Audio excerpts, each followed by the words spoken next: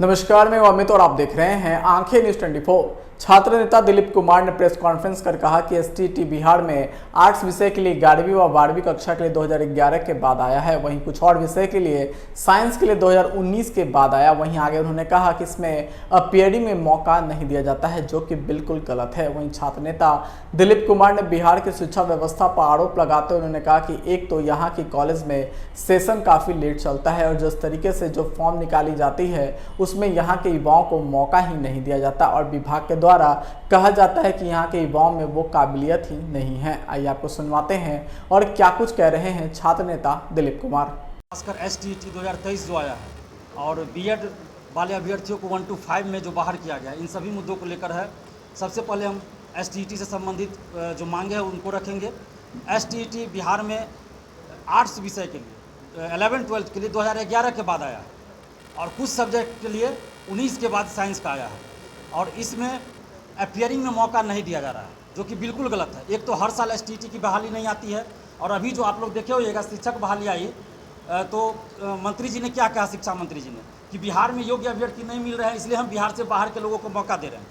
लेकिन आप जब एसटीईटी का फॉर्म निकालते हैं तो आप उसमें मौका ही नहीं दे रहे हैं स्टूडेंट्स को भरने का, तो फिर तो आप वही बात कहिएगा कि योग्य अभ्यर्थी नहीं मिले। एक तरफ आप यूनिवर्सिटी का जो आपका सेशन है वो लेट चलता है, मगध यूनिवर्सिटी हो, वीर कुंवर सिंह यूनिवर्सिटी हो, भीमराव अम्बेडकर यूनिवर्सिटी हो, सबका सेशन लेट चल रहा है। किसी का बीएड का फाइनल रिजल्ट पिछले साल आना चाहिए था जून जुलाई में, अभी तक नहीं आया है। इसमें स्टूडेंट्स का क्या गलती, अभ्यर्थी का क्या गलती। और सबसे बड़ी बात जो एनसीटीई है, जो शिक्षक पात्रता निर्धारित करती है, शिक्षक बहाली जो भी होता है उसका क्राइटेरिया वो बनाते हैं, तो सब चीज़ पे नज़र रखती है एनसीटी, उसका गाइडलाइन है। एनसीटी का वेबसाइट पे आप देख सकते हैं, ये आदेश है 4/8/2022 का ये आदेश है कि कोई स्टूडेंट अगर टीचर ट्रेनिंग कोर्स में एडमिशन ले लेते हैं तो उनको आप पात्रता परीक्षा से वंचित नहीं कर सकते। सीटेट जैसे होता है या अन्य जो पात्रता परीक्षा है उससे आप वंचित नहीं कर सकते।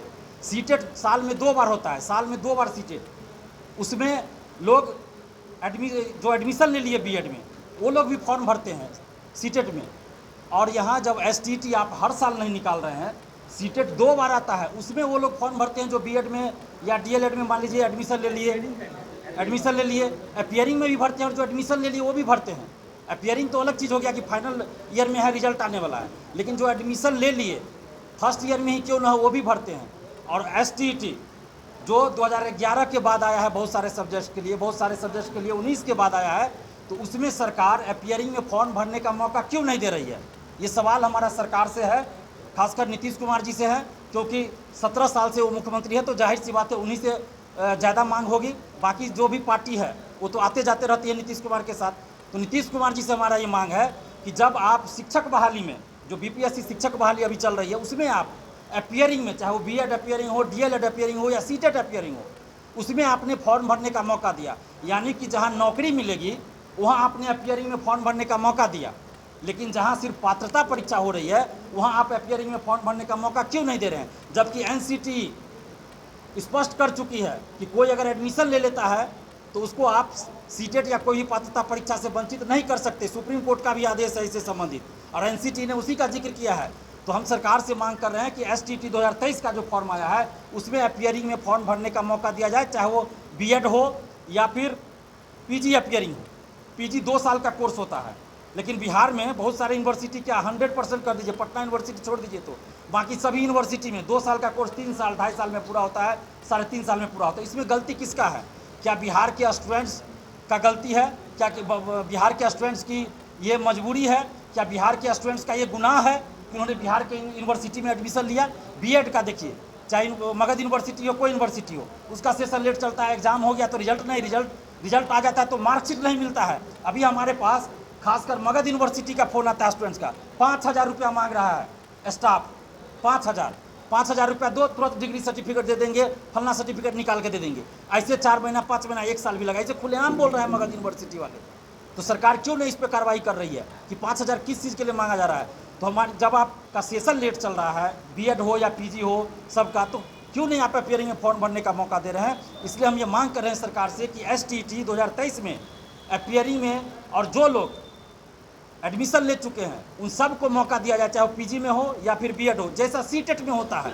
हम एक लाइन में मांग कर रहे हैं सरकार से कि जो सीटेट में होता है जिस तरह से फॉर्म भरने दिया तो उस तरह से आप एसटीटी 2023 में फॉर्म भरने का मौका दीजिए। दूसरी बात कि आपको इतनी हड़बड़ी क्यों है सरकार? 9 अगस्त को आप सुबह में नोटिफिकेशन जारी करते हैं, शाम से आप फॉर्म भरवाना शुरू करते हैं। 23 अगस्त को लास्ट डेट है और 24, 25, 26 को बिहार में शिक्षक बहाली चल रही है। अब परीक्षार्थी बहुत सारे ऐसे हैं जो शिक्षक बहाली में भी शामिल है और एसटीटी का फॉर्म भी भरेंगे। अब वो फॉर्म भरे एसटीटी का कि एडमिट कार्ड निकाले शिक्षक बहाली का, यानी कि सरकार की मंशा दिखा रही है कि क्या चाह रही है सरकार। आप 26 तारीख के रात में नोटिफिकेशन जारी कर सकते थे, 27 तारीख को नोटिफिकेशन जारी कर सकते थे, और आज तक कोई भी फॉर्म निकला हो बिहार में हमें बता दीजिए कि इतना कम समय दिया गया हो फॉर्म भरने के लिए, मात्र 15 दिन समय। उसमें भी अभी 4 दिन से फ़ोन आ रहा है हमारे पास कि पेमेंट 2 बार हो गया, फंस गया, आगे प्रोसेस नहीं हो रहा है बहुत सारे स्टूडेंट्स का। एडिट का ऑप्शन क्यों देना चाहिए एसटीटी में ताकि एडिट करे। पहले क्या कहा गया था, आप लिविंग स्कैन करके living LEAVING living sir LEAVING सब लोगों ने समझ लिया कॉलेज लिविंग सर्टिफिकेट, वही मतलब होता है लिविंग का क्या मतलब। बाद में क्या किया BSEB ने LIVING आवासीय का रेसिडेंशियल नहीं करके लिविंग सर्टिफिकेट। तो आपका तो स्पेलिंग गलती है, इसका आप खामियाजा स्टूडेंट्स को क्यों भुगतना पड़ा? जो लोग लिविंग सर्टिफिकेट यानी कि कॉलेज लिविंग सर्टिफिकेट दे दिए तो उनको तो आप दीजिएगा ना सुधार का मौका, कि एडिट का मौका, ताकि वो सुधार सके। और एक बार आप बोलते हैं स्व अभिप्रमाणित सेल्फ अटेस्टेड आपको डॉक्यूमेंट्स देना है, फिर बोलते हैं कि ओरिजिनल डॉक्यूमेंट्स आपको स्कैन करके देना है। तो ओरिजिनल डॉक्यूमेंट्स पे कोई सेल्फ अटेस्टेड कैसे करेगा भाई?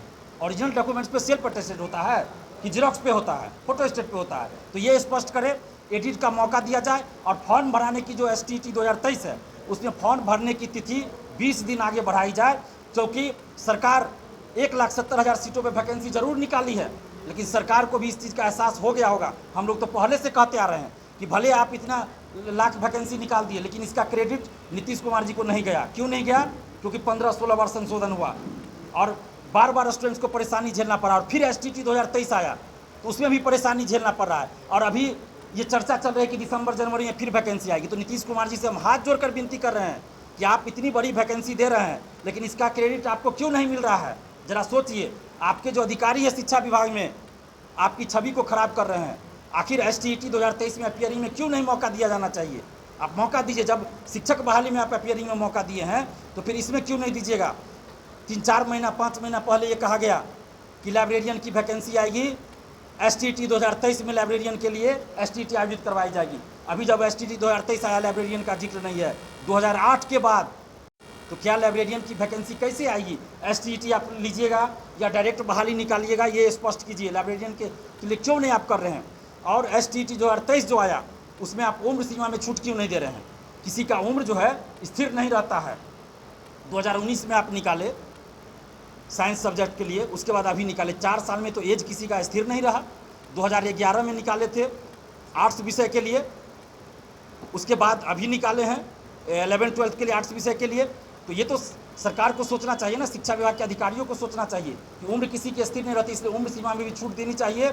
और एसटीटी में अपियरिंग में मौका हर हाल में मिलना चाहिए। अगर अपियरिंग में मौका नहीं मिलता है तो लाखों स्टूडेंट्स वंचित रह जाएंगे एसटीटी का फॉर्म भरने से, क्योंकि एसटीटी हर साल नहीं आती है। और लाखों स्टूडेंट्स हैं जिनका रिजल्ट आ चुका है, मार्कशीट नहीं मिल रहा है, जिनका मार्कशीट आ गया सर्टिफिकेट नहीं मिल रहा है, किसी का एग्जाम हो गया रिजल्ट आने वाला है। तो ऐसी परिस्थिति में सरकार को एसटीटी अपियरिंग में मौका देना चाहिए, ये हमारी मांग है सरकार से। अगर ऐसा नहीं किया जाता है तो इससे लाखों स्टूडेंट्स वंचित रह जाएंगे। और सबसे बड़ी बात कि आप किसको मान रहे हैं? किसी न किसी को तो गाइडलाइन मान रहे हैं ना। एनसीटी से कहते हैं शिक्षक बहाली में कि 1 to 5 वाले बाहर हो गए हैं, बीएड वाले 1 to 5 से, तो एनसीटी का हम गाइडलाइन फॉलो करेंगे, जो एनसीटी कहेगा वो करेंगे। तो इसमें आप एनसीटी का फॉलो क्यों नहीं करें? एनसीटी तो स्पष्ट कर रहा है कि जो एडमिशन ले लिया उसको आप पात्रता परीक्षा से वंचित नहीं कर सकते। फिर क्यों पात्रता परीक्षा से वंचित किया जा रहा है? अपना दर्द एक अपना क्या सभी स्टूडेंट का जो भी सुप्रीम कोर्ट का निर्णय आया है उसके बाद सभी जगह बच्चे परेशान हैं, और मैं उस निर्णय को एक संगीत के माध्यम से खुद के द्वारा तैयार की हूँ, क्योंकि हम लोग एक छात्र हैं और अपना दर्द हम लोग बहुत अच्छे से बयां कर सकते हैं। तो मैं आप लोगों को अपना गीत सुनाना चाहूँगी। दिन पर दिन बढ़ल जाता रोज बेरोजगारी, बोला करी तका। दिन पर दिन बढ़ल जाता रोज बेरोजगारी,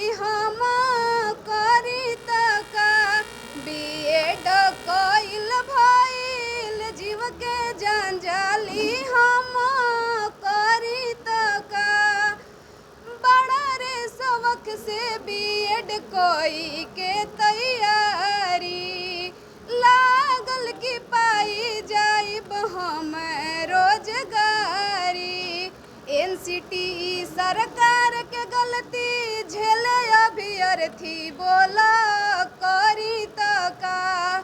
एनसीटी सरकार के गलती झेले अभ्यर्थी बोला करी तो का। बीएड कोइल भइल जीव के जंजाली हम करी तो का। 5 साल से छात्र सभे कैले इंतजार हो, आइल वैकेंसी तबे भइल बवाल हो। सुप्रीम कोर्ट के निर्णय से छात्र परेशान बोला के जिम्मेदार। केंद्र सरकार या कि राज्य सरकार कर के दी जवाब। छात्र सबके निर्णय पर करी विचार हमारी है मांग। बीएड कोइल भइल जीव के जंजाली बोला हम का करी। बिहार सरकार लाइल 1.5 लाख वैकेंसी, 6 से 8 में कहूँ ना लाइल बाटे भर्ती। स्टेट के 5 साल से कोई नहीं इंतजार बोला हम का करी। स्टेट ना पहिले करैलस सरकार बोला अब का करी। स्टेट ना पहिले करैलस सरकार बोला अब का करी। रोड रोड धारणा पर बैठेला छात्र बोला अब का करी।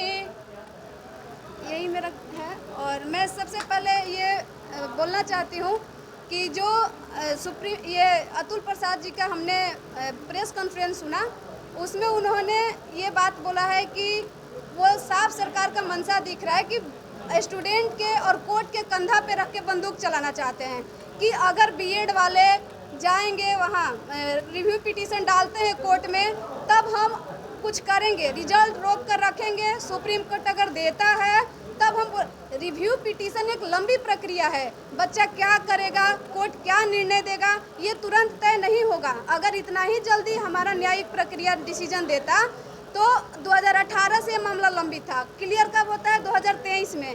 तो जब हमारा ये मांग है कि आप इस बहाली को साफ सुथरा कराना ही नहीं चाहते हैं, ये आपके अधिकार क्षेत्र में आता है कि जब सुप्रीम कोर्ट 11 अगस्त को निर्णय दिया है और आप 11 अगस्त से चुपचाप बैठे हैं, आपको ये करना है कि ठीक है बीएड वाले प्राइमरी से बाहर है, आपके पास 6 से 8 का अधिकार है, आप 6 से 8 का वैकेंसी दीजिए और स्टेट वाले को जो अपियरिंग में उनको बहाली करिए, उनको दीजिए, अपियरिंग में मौका दीजिए, वो एग्जाम देंगे, आप उनका एक अटेम्प्ट काट लीजिएगा। हम लोग स्टूडेंट हैं, हम लोग खुद कह रहे हैं कि हमें अपियरिंग में मौका दीजिए, आप हमारा एक अटेम्प्ट काट लीजिएगा, ज़्यादा से ज़्यादा आप अटेम्प्ट काटिए। और दूसरा बात कि आप 6 से 8 में आपके पास आप कह रहे हैं कि हम दिसंबर में कराएंगे, अभी सारे अखबारों में देखने को मिल रहा है कि दिसंबर में 6 से 8 का बहाली आ सकता है।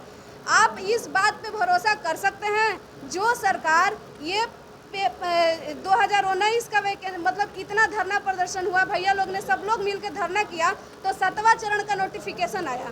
7वां चरण, अब तुरंत तुम इतना बड़ा वैकेंसी लेने के बाद तुरंत आप करा लेंगे, ये ज़रूरी है? कोई इस बात पे यकीन कर सकता है कि इतना बड़ा बहाली करा रहे हैं उसके बाद फिर दिसंबर में कराएंगे?